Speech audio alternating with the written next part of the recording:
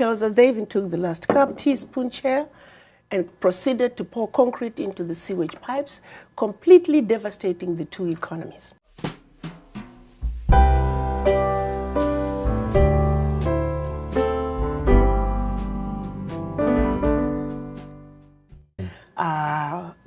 When you really honestly look at what Africa and its people have been through, most other ethnic groups would be extinct by now. But we are resilient. We are human beings who are just so committed to survive against all odds.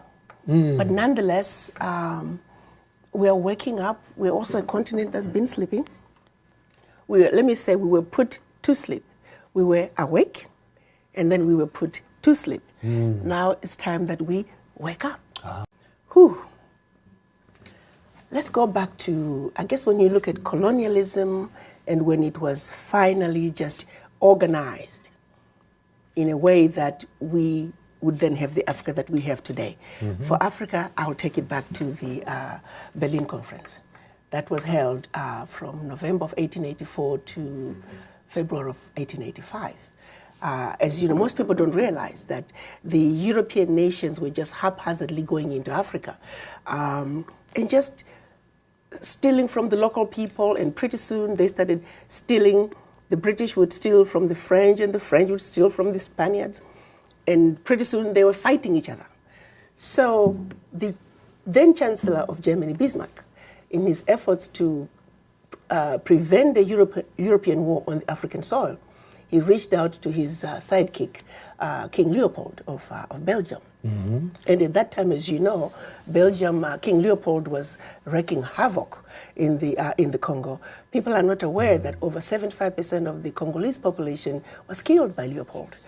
He actually claimed Congo was his own personal country. He owned it individually, not as Belgium. So you call Leopold and say, hey, we got a problem here. Can we come together and see if we can organize the manner in which we're going to loot from these people? So that's really how Berlin Conference was called together. So they brought all the countries that were making this mad rush into Africa so they could organize how they were looting the continent. So really, the Berlin Conference was not called for in order to make Africa better, but rather to see to it that they organize themselves so they can effectively exploit the Africans and also make sure that the continent and its people are forever defeated and dominated. The looting continues, but it has put on different clothes. Now, there's something else they did during the Berlin Conference. Because remember, after they had traveled around the continent, found some of the most powerful kingdoms with well-established educational and religious systems.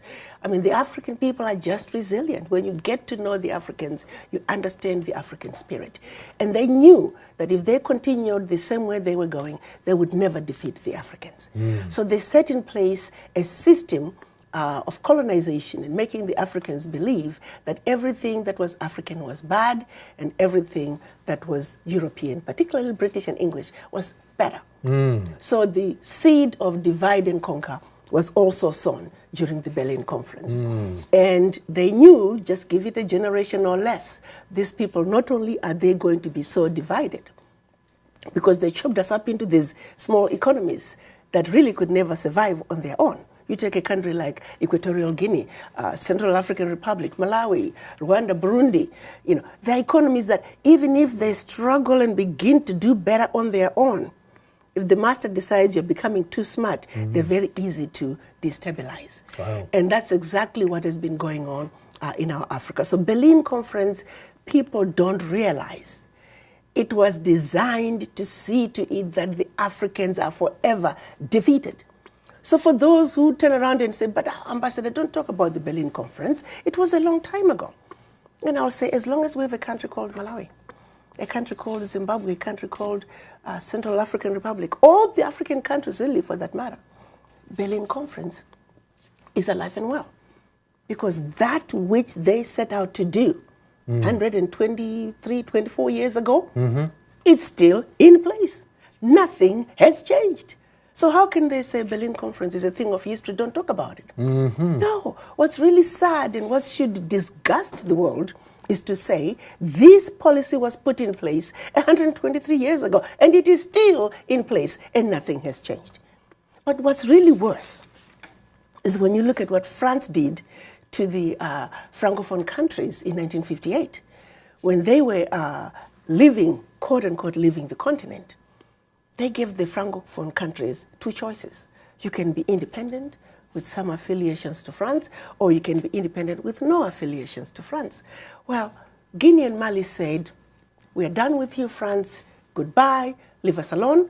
That's how we had the first ever known union of any African states. They went into those two countries, took everything that they thought they had brought to them.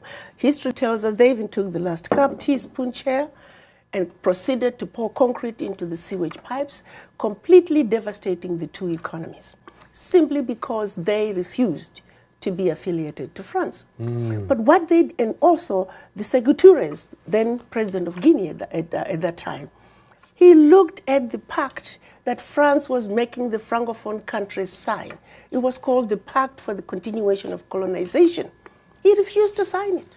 Now we are sitting at 14 Francophone countries that are still held on to this pact. So in 50-some countries in Africa altogether, were they all colonized? Yes. By different countries? Different countries. The majority of the countries went to France, yes, Britain. We have Portuguese, we have Spanish, and those are the main ones.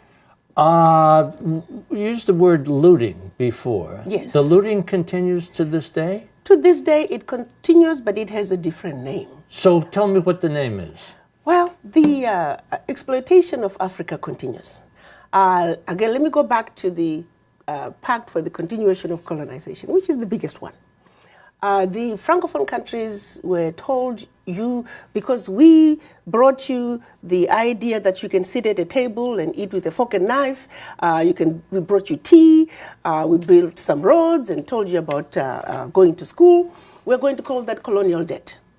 So there's a fee for that and you need to pay for it. They were also told that you must speak French as your official language, and it must be your language of instruction in schools, and we will be the one to design your educational system. And then also, your money.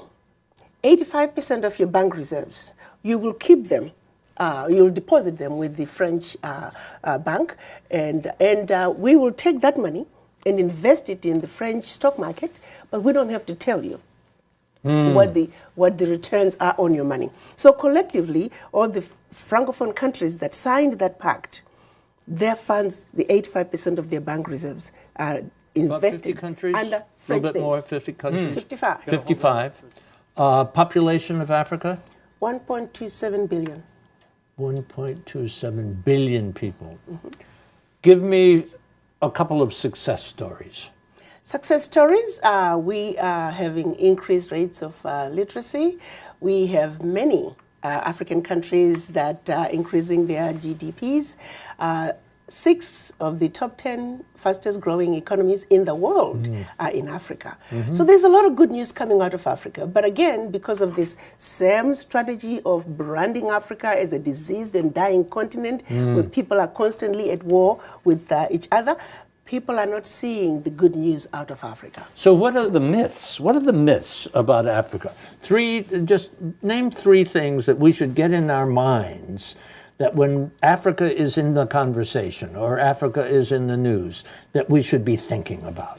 3 myths. 1, Africa is the richest continent on earth by far. Hello? No, yes. no continent comes even close. 1. 2, we are all Africans because life began in Africa. Life as we know it, I can tell you, my brother, right now, you do your DNA testing, I can tell you a good 50% of you is African. We are all Africans. And thirdly... Proud to be. Proud to be. Thank you. Thank you. Thank you. And then thirdly, I want everybody to know about the wonderful news coming out of Africa. Remember we were talking about the Berlin Conference, how we were designed to fail through these little countries we were divided up? Well, guess what? Game is over. April this year, we saw our leaders come together and signing the African Continental Free Trade Agreement. Yes. Yes, so we have 50 countries that have already signed, and we're going through the process of ratifications. We only need 22 of the 50 to ratify. Already we have 10 ratifications deposited with the African Union. So free trade agreement in Africa. In Africa. For African countries. We're going to negotiate as one bloc. We have made a commitment as Africans that the only way we can survive, which is what our Pan-African fathers wanted, to speak with one voice, one continent, one voice. And we're finally getting there. We're finally beginning to bury the Berlin Conference. The most important person in the world is the storyteller. The storyteller sets the vision, values, and agenda of an entire generation to come.